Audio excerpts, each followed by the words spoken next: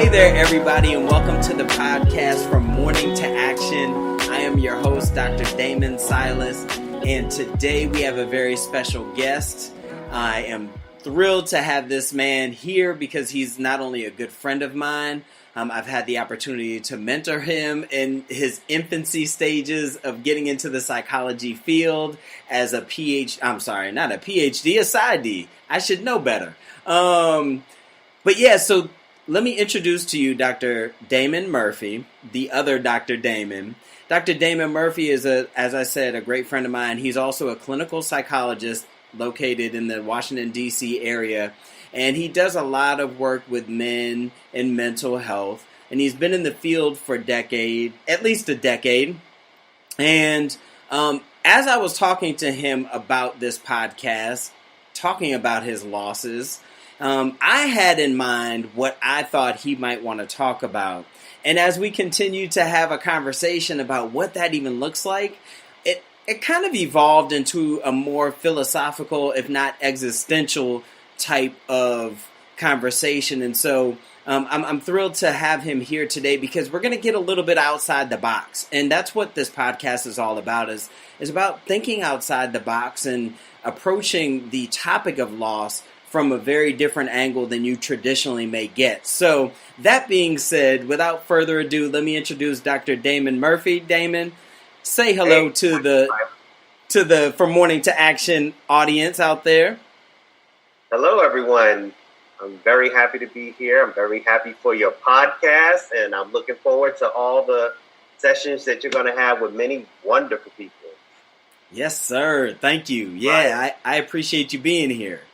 Yes. Yeah, so, Dr. Murphy, yes. We talked about loss and going through, significant losses in our lifetime and how those have led us to even become psychologists or, become mental health clinicians. But I want you to do me a favor and talk a little bit about what your journey has been like and what you would like to share with the audience and so that they can get a better understanding as to who you are and what you bring to the table. All right. Well, I am originally from Brooklyn, New York, in the Bushwick section, which is a major battleground for gentrification these days. And being from both New York and from Bushwick itself, I was exposed to a lot of things that, may be hard for children to deal with. Loss, obviously, the understanding of blackness and what that is. And then as I grew a little older, I realized my sexuality was different than quote-unquote normal. And I ventured into Manhattan and got exposed to the gay community and all of that there. And it was a lot for me to take in for a young person of 14 years of age, trying to figure out blackness and sexual orientation and all of that, and trying to understand who I was. So it is the catalyst, without doubt, for me to have studied psychology. And I went down to Miami because I had to get away from New York. It was too much after a while, but that's where my education proper started in psychology at Florida International University. Moved on to Atlanta, saw many things there, and saw many kinds of losses. I can go into some of that later. And then eventually came to Washington, D.C. area where I finished up did my master's and doctorate degree at Artist University and also Howard University. HU? Yes, did my internship there. Yeah. So that's a little bit of a story about me, but there's a lot contained within all that. There is. I think I want to start with that 14-year-old that you talked about. As you were coming of age in Brooklyn, in Bushwick, nonetheless. In the 80s and the 90s. So we're not talking about now where things are legalized, gay marriage is legalized, it was a different time. Nor where, like you said, gentrification is taking place. Absolutely. Right? So that in the 80s and the 90s, growing up in that era, there was a lot of crack and, Absolutely. What's that? Absolutely. Yeah, and so what does a 14-year-old coming up in that area say to himself on a day-to-day basis just to make it through as you're trying to also understand your sexuality? You're trying to drum up some stuff now. So,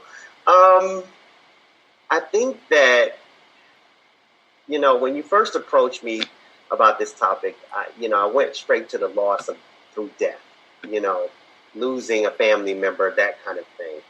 But as I began to process this further and in commune with that 14-year-old, I realized that a lot was given up to survive, to survive the things that I saw going on around me. There's a sort of a loss of innocence.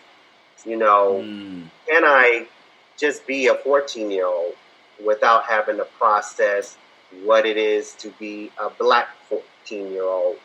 What is it like to be a gay 14-year-old in a black community that is not necessarily hospitable to gayness? And what is it like to be a black teenager in a gay community that is not necessarily hospitable to blackness? And so there was an experience of where do I fit in and who am I? And I felt that there was a loss of innocence very young. And I don't look at all of it as bad, right? Because it made me the person I am and into doing the things that I'm doing today. But certainly it feels like, I don't know, who would I have been if I just didn't have to process those things? I don't think many minority people are aware of what we lose day to day just by walking around being who we are. Yeah. Oof. I'm just going to stop you right there for 1 second because and this is why I love this podcast, because when we talk about loss, people traditionally tend to think about death, right? And what you're talking about is the loss of an idea of who you are, who you were prior to then being exposed to the world as you knew it. And, that loss of innocence, the loss of an ideal of, what we're told in America, which is you can have whatever you want. You just pull yourself up by the bootstraps and you can have it. Yes. And that's a very idealistic way of looking at life in this country. And what you're saying is, as a black man, as a gay man, growing up in that area, there was like an intersectionality of a different reality that you were experiencing from what you were told. Right. It's sort of like you have to live in segments, or you felt you had to live in segments or compartments. I mean, opportunity just didn't seem equally distributed. Even as a 14-year-old, I could realize that. I remember just being in the village and looking at some of the buildings and just feeling like, could I ever live here? Could I ever afford to live here? Am I excluded out of something, out of an American dream, so to speak? Is there something about the way things are set up that I'm really losing here? Like the system isn't really set for someone like me. And so, in a sense, even in my study of psychology, it's almost to right a wrong. If you look at it in a broad sense, to right a wrong, to undo something, the pain of people, because I think eventually it took me to a place of pain to know that this is the world that I found myself in, and that other people weren't having this kind of experience. I mean, all right. Oh, I was just going to say, even you bring up a good point, because I think, through pain is where we find our purpose. And what you're saying is through your pain, you found the purpose in terms of helping others work through their own stuff. And my own stuff. And you're okay. Yeah. Okay. Right? So you can't I'm a forget proponent, right? right. So tell me, yeah. Yeah, you can't forget your own process in it. And you have to, and then especially as a psychologist, you have to be aware of your own process in anything so that you don't make mistakes with clients. But, there is something about living in a neighborhood where there were shootings, Mm-hmm. On corners that you had to walk past, seeing things, shootings on corners that you had to walk past, being victimized in some ways, maybe too much to get into all here, on corners that you had to walk through because you had no choice. I didn't have a car then. I had to use public transportation, and you have to walk by those corners if you're going to get to the train station. And now to see in 2018 the area being gentrified and things changing and the loss of community that was there. Because, see, that's the other side of it, right? Although those things were going on, those negative things were going on, there was also a community there. There were grandmothers and there were churches. There were just a lot of things that I remember and hold dear to my heart are now being changed because folks are coming in who have money and can change it. Well, right, and just to kind of play the devil's advocate, some people would say, well, isn't gentrification good then if there's no longer those same, the same frequency of shootings or, crack isn't an epidemic like it once was? And how do you address that?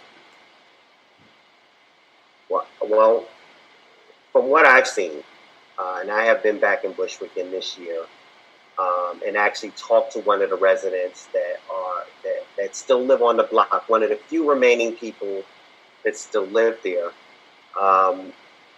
They police now on my street. There are people walking the beat. Now, if I walk that street, I feel like I might get, stopped and frisked, but, it's now addressed that safety is a concern.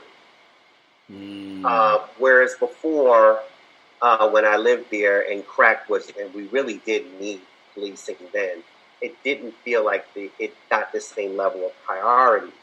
So I guess the question, to bring it back to your topic of loss, is what do we feel, we lose in everyday dealings as a minority of one status or another? Mm-hmm. When I'm hearing about police shootings, this, that, and the other, what part of my spirit sort of, as strong as I am and as strong as I know other people are, what part of us feels a little chipped away at because of those things? And how do you even recognize that? How do you begin to recognize there is a part of my spirit that's being chipped away? Like, what inside you says, this is doing something to my soul? Well, that kind of loss can seem so transparent that you don't realize sometimes that it's even occurring. That it's even going on. Because you just deal, right? Right, you live with it. You just deal with it and keep moving. Survive. You survive. So you can't entertain every microaggression, every macroaggression, every slight that happens to you. You can't entertain it. You have to deal. But underneath the surface, is there something that's being chipped away at your spirit? Because I guess, in a sense, the world isn't really fair. And maybe that's the way it's going to be. But there's a loss and there's a gain to that. Mm-hmm. So, and it seems minorities tend to be on the loss side of that equation. Well, and you bring up another point then, which is, so that being said, approaching the world from that lens of, the world isn't fair.